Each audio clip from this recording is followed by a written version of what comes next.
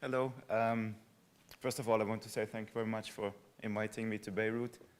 It's my first time here. I feel very honored and to have the privilege to present my work to you here. And I was commissioned by Doctors Without Borders, Médecins Sans Frontières, in 2013, at the end of 2013, to go to Domi's refugee camp in Iraqi Kurdistan in order to do research in the camp, but with the aim to create drawings documenting the circumstances of Syrian refugees living in the camp. So in December 2013, I went to the camp.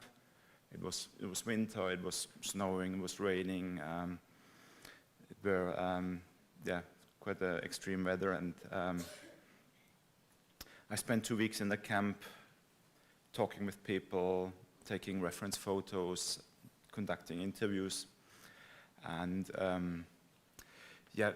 Médecins Sans Frontières, they commissioned me to do drawings with the aim to create drawings helping to raise awareness of the situation of the people living in the camp. The drawings were supposed to get exhibited at the Fumetto Comic Book Festival in Lucerne, and also hopefully to get published in magazines and newspapers internationally.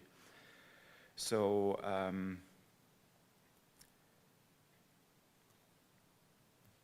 the people living in Domis, in the camp, I think 99% of them are from the Kurdish part of Syria, from the Kamishli region, and I spent time with the MSF's mental health team. You can see Hala here in the center. She's a psychotherapist. She's from Lebanon, from Beirut, and all her team members, they are Syrian Kurds, also refugees, working with her. And Hala told me about the difficulties of reaching the people living in the camp. I can read out a little bit for you from what she told me. She said, we do have a barrier here between the camp's residents and the mental health department. Syrians in general were not used to visiting a psychologist for therapy sessions. If they sought help, they usually went to see the doctor who would prescribe the medication. I prefer not to wait in our clinic for the patients to come and see us. They might never come.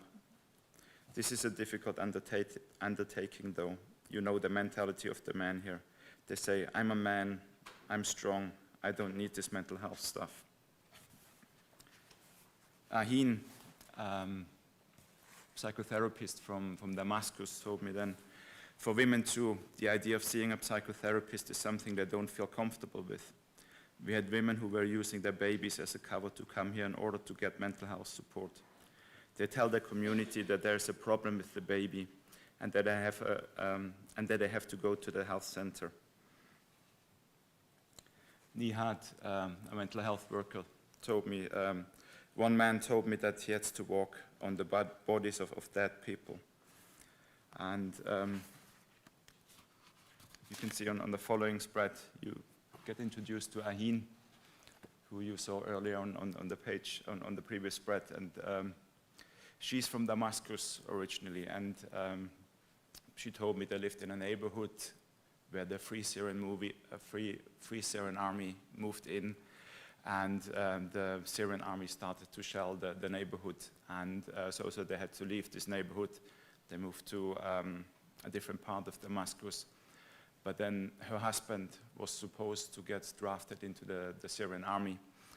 He didn't want to serve his military service, so they fled to Iraqi Kurdistan. The first day they went to Kamishli, to the capital of the Kurdish part of Syria, where the family is originally from, but then they moved to Iraqi Kurdistan to find refuge in a Domis camp. So when they arrived in the camp, Ahin felt ill.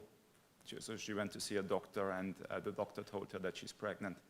She's going to have a baby, and her first thought was, I don't want to have a baby in a refugee camp. But then she said, the happiest day of my life was when Kawa, my baby boy, was born.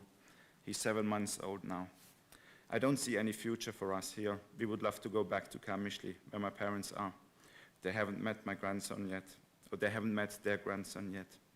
Every night before I put Kaba to bed, I hold him in my arms, tell him how beautiful Syria is, and that one day we will go back there, where we'll all have a beautiful life. We listen to music, which reminds me of my time as a student in Damascus. And Ahin is in Germany now. She found refuge there.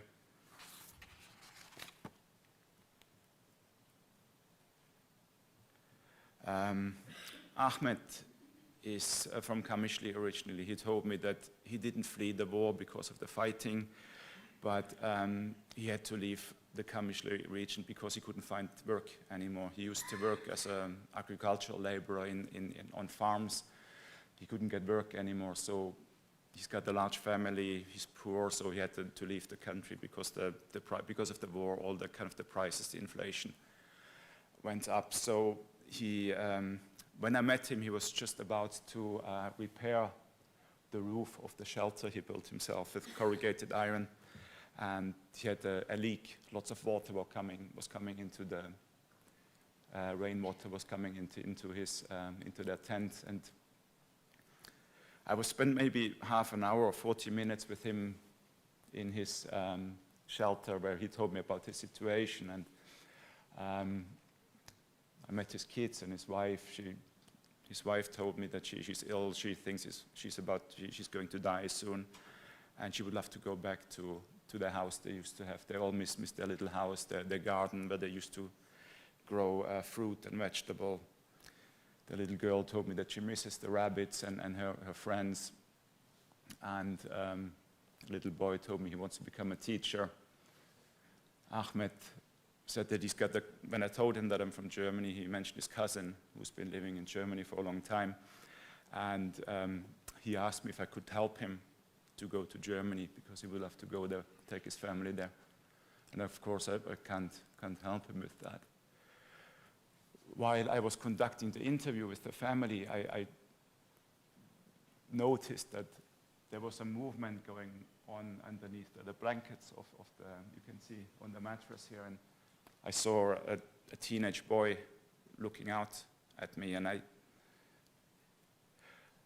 don't know why he was hiding from me. And later on, one of the people working for MSF told me that he was probably embarrassed because he is a teenager and he didn't want to be seen in this situation by a stranger. So he was hiding. Muhammad is from Damascus.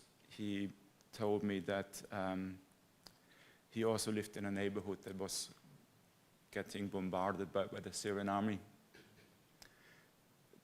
He told me they were having, I think it was lunch or dinner one day, and they could hear a helicopter approaching the neighborhood. It was coming closer and closer.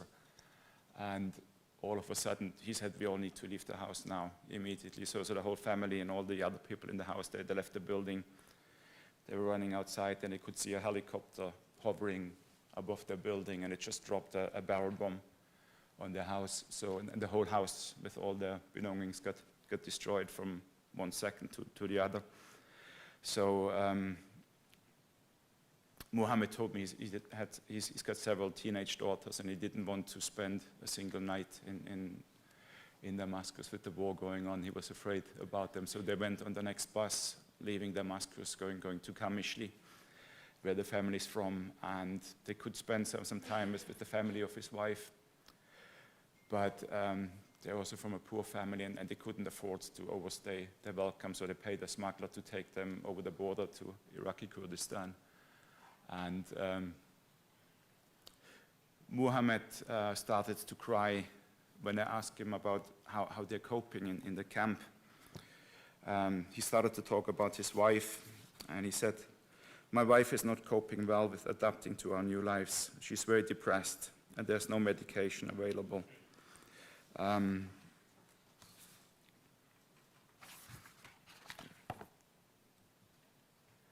Habib he's from Aleppo, I think. And he told me that when I told him I'm an illustrator, he said that he wanted to become an illustrator when he was a little boy, and he used to be the best draftsman in his class. He mentioned that he took part as a child in a drawing competition that was launched by the children's book fair in Bologna in Italy. And apparently he was selected by the jury to present his work, his drawing. He was invited to go to Bologna by the jury to show his work there. And he was so excited when he heard that. And when he told me that, I couldn't believe him, because I remember that I took part in this competition as well when I was a small boy in Germany, and I didn't win, so I was never chosen to go there. So he was super excited to go there, and but because he's a Kurd, he's from a minority. Many Kurdish people in Syria, they never got a passport. So all his father could give him was his birth certificate on a sheet of paper. So he showed it to the head of the school, and he said, I want to go to Bologna. And he just looked at the head of the school, he just looked at the certificate, and he looked at the boy, and he smacked the boy with the paper around his face and said, you're not even a proper Syrian. You won't be able to go because you don't have a passport. And I think this meeting Habib resonated with me a lot, because I'm an illustrator, and I'm very lucky, very privileged to make a living as an illustrator. It's my dream job. But I got a lot of support from my parents, from the training I received in Germany. I got 2 scholarships to go to America and to improve my work. So it was very kind of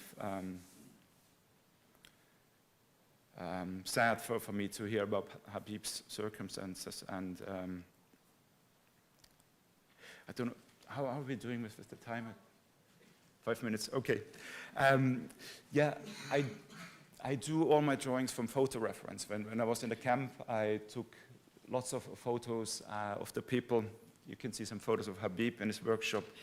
He's repairing television sets that he is selling to other people living in the camp. And I take thousands of reference photos that I use. And this is a sketch I sent to Harper's Magazine, who published some of the drawings in America. And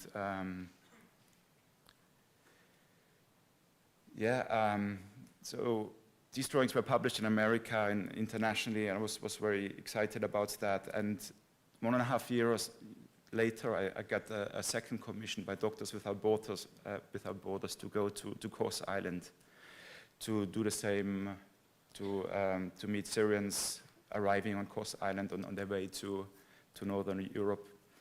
This is Rezan. He's a fashion designer from the city of Kobani. And you probably all know that the city was kind of occupied by ISIS, and there was a battle that was mentioned earlier. And he witnessed the battle with other people who left the city. They were on the mountaintop at the Turkish border, and they could see how the city was shelled by American and other air forces. And Rezan was one of the first people after the city was liberated who came into town, and he went back to his house, and he was so relieved to see that his house was fine. He entered the house, but he could see that troops of ISIS, they were living in his house, and they destroyed.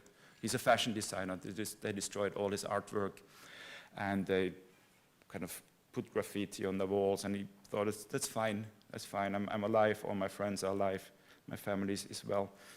But then he went into the garden, and he could see the neighbor's garden. It was a big orchard. There were many trees of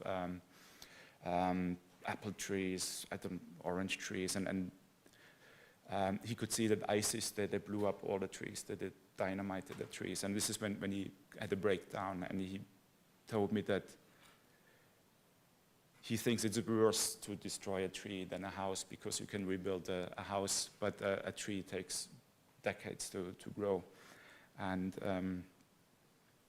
yeah, you can see some more reference photos here and a sketch I sent to the art director. And Rezan told me that the only thing he took from his house was this set of watercolors. And he didn't dare to touch anything in the house or to kind of open doors because he was afraid that there are booby traps lying there. So I need to hurry up, sorry. I also went to Calais, where I met Syrians. Amar, he made the way, he's in England now. And I just want to finish the presentation with showing drawings I did of a Syrian family from Deir ez-Zor who came all the way to Germany, and they found refuge in the Simotheim. It's the small village in the Black Forest where I'm from, where I grew up in. And my family, my father and my mother, they are and other locals. They help Syrian refugees with kind of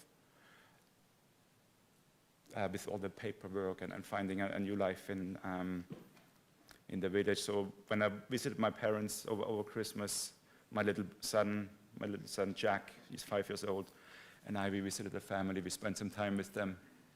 They told us about their new lives in Germany. It is difficult for the parents to adapt because it's really difficult to learn the language, but the children, they're fine. They speak German almost perfectly just after 1.5 years there.